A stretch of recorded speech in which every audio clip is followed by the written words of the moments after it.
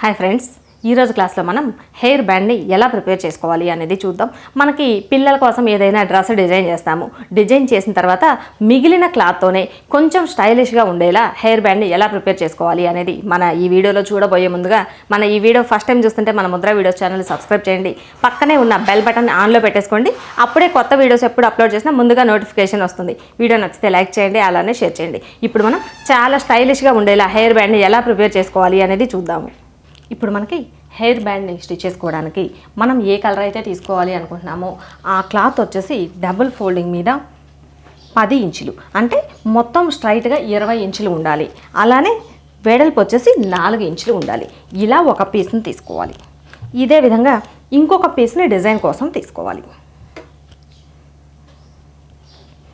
ఇది వచ్చేసి వెడల్పు 6 ఇంచులు ఉండేలా చూసుకోవాలి.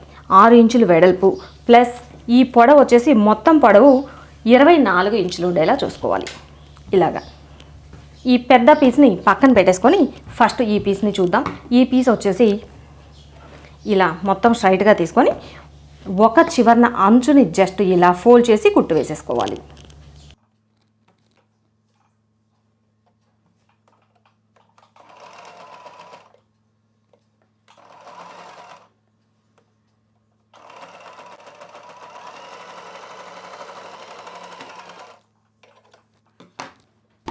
ఇలా ఒక చివరన అంచుని ఫోల్డ్ చేసి కుట్టిన తర్వాత ఇదే విధంగా రెండవ చివరన అంచుని ఫోల్డ్ చేసి కుట్టు వేసేసుకోవాలి.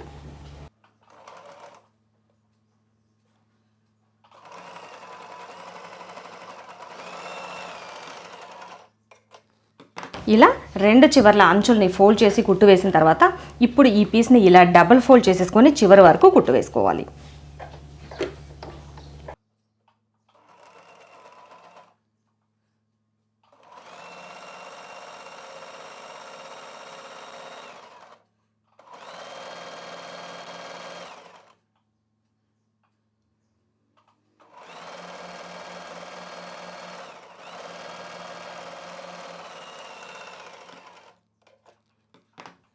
ఇలా డబుల్ ఫోల్డ్ చేసి కుట్టు వేసుకున్న తర్వాత ఈ క్లాత్ను మనం లోపల వైపు నుండి తిరగేసుకోవాలి.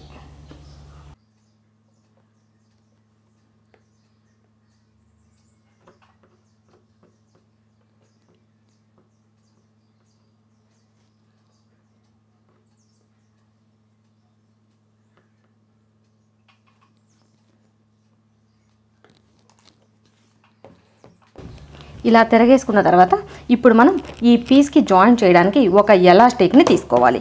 ఇది వచ్చేసి మనకి మొత్తం 8 ఇంచెస్ ఉండేలా చూసుకోవాలి. ఈ ఎలాస్టిక్ ఇది మనం మామూలుగా మాస్కులకి స్టిచ్ చేసుకుంటున్నాం కదా, ఇది మనం మాస్కులకి వేసుకునే ఎలాస్టిక్ తీసుకుంటే సరిపోతుంది.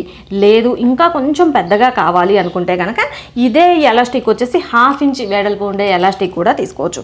ఇలా 8 ఇంచులు ఉండేలా ఈ ఎలాస్టిక్ని తీసుకున్న తర్వాత ఈ ఎలాస్టిక్ని ఈ క్లాత్లో ఒక చివరి నుండి ఎక్కించాలి.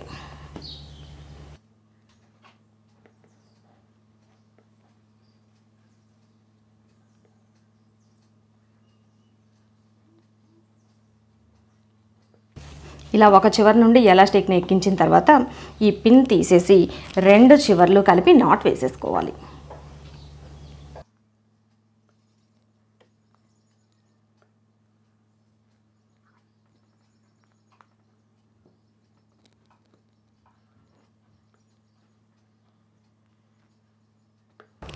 ఇలా 2 చివర్లు కలిపి నాట్ వేసేసుకున్న తర్వాత ఎక్స్ట్రా మిగిలిన ఈ చిన్న పీస్ని కట్ చేసుకోవాలి. ఇప్పుడు మనం ఇలా ఈ 2 ఎడ్జెస్ ఉన్నాయి కదా, ఈ 2 ఎడ్జెస్ని ఒక క్లాత్ లోపల వైపున ఇంకొక క్లాత్ వచ్చేలా పెట్టుకోవాలి. ఈ ఎడ్జ్ని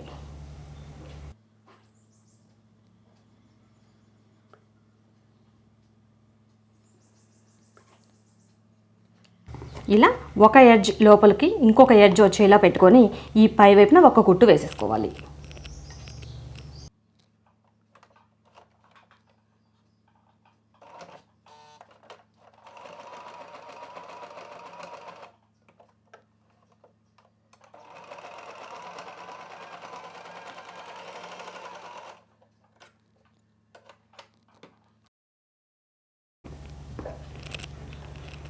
ఇప్పుడు మనం కట్ చేసి పెట్టుకున్న రెండవ పీస్ని తీసుకోవాలి.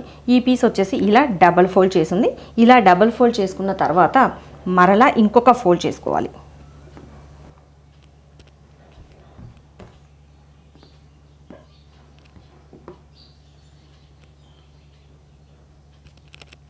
ఇలా క్లాత్ని మొత్తం 4 మడతలు వచ్చేలా ఫోల్డ్ చేసుకోవాలి.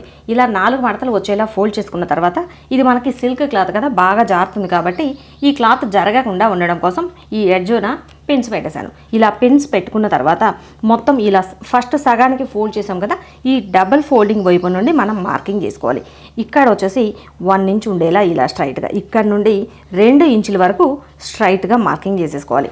ఇలా స్ట్రైట్గా మార్కింగ్ చేసుకున్న తర్వాత ఇక్కడి నుండి ఇలా జస్ట్ కొంచెం కర్వ్ తీసేసి పెటల్ షేప్లా మార్క్ చేసేసుకోవాలి. మార్కింగ్ చేసుకున్న ఈ పీస్ని వరకు కట్ చేసుకోవాలి.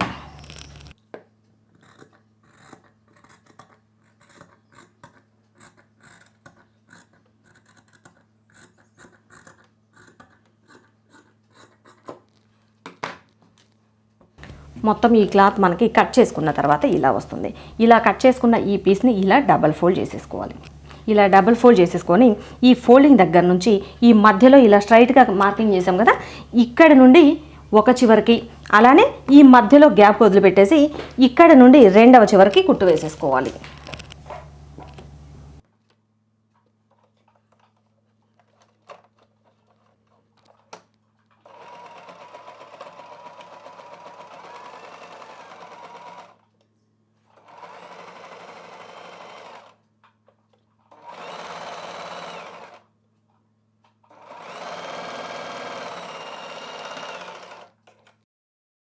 ఇదే విధంగా ఈ 2వ వైపును కూడా జాయిన్ చేసేసుకోవాలి.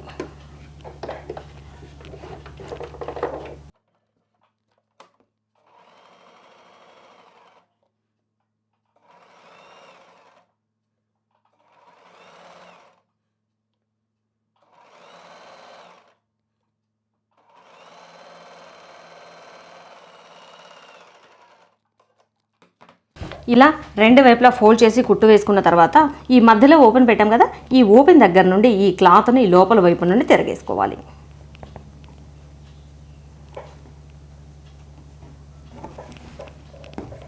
ఇదే విధంగా ఈ 2వ వైపున పార్ట్ని తిరగేసుకోవాలి.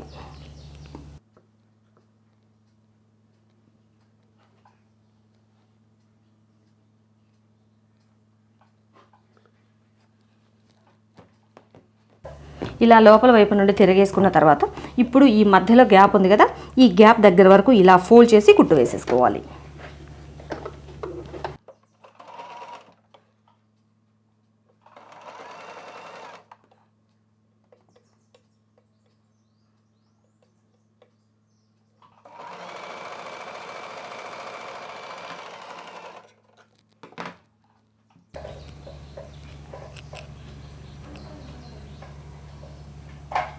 ఇలా మధ్యలో కుట్టు వేసేసుకున్న తర్వాత మధ్యలో ఈ కుట్టు వేసిన పార్ట్ ఉంది కదా, ఈ పీస్ వచ్చేసి మనకి ఈ బ్యాండ్ దగ్గర మధ్యలో ఇలా జాయిన్ చేసేసి కుట్టు వేసాం కదా, ఈ కుట్టు దగ్గరికి కరెక్ట్గా ఇలా వచ్చేలాగా ఈ పీస్ని పెట్టేసి ఒక నాట్ వేసేసుకోవాలి.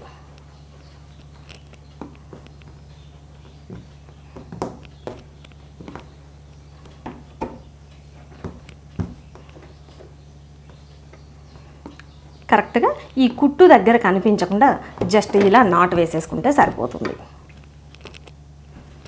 ఇప్పుడు మనకి మొత్తం ఈ హెయిర్ బ్యాండ్ని స్టిచ్ చేయడం పూర్తయింది. ఓకే ఫ్రెండ్స్, చూసారు కదా మనకి ఈ బ్యాండ్ని ఎలా ప్రిపేర్ చేసుకోవాలి అని.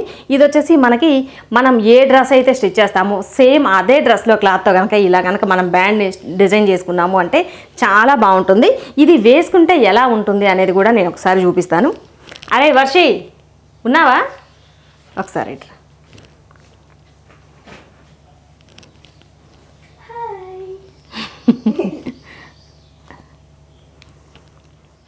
ఓకే, మనకి మొత్తం బ్యాండ్ని ప్రిపేర్ చేసుకున్న తర్వాత ఇలా వస్తుంది. మనకి డ్రెస్కి మ్యాచింగ్ కనుక ఇలా బ్యాండ్ని డిజైన్ చేసుకున్నాము అంటే చాలా సింపుల్గా డిజైన్ చేసుకోవచ్చు, అలాగని చాలా స్టైలిష్గా ఉంటుంది. ఓకేనా? ఈ వీడియో నచ్చితే లైక్ చేయండి, అలానే షేర్ చేయండి. ఇప్పటివరకు మన ఛానల్ని సబ్స్క్రైబ్ చేయనట్లయితే మన ముద్ర వీడియోస్ ఛానల్ని సబ్స్క్రైబ్ చేసుకోండి.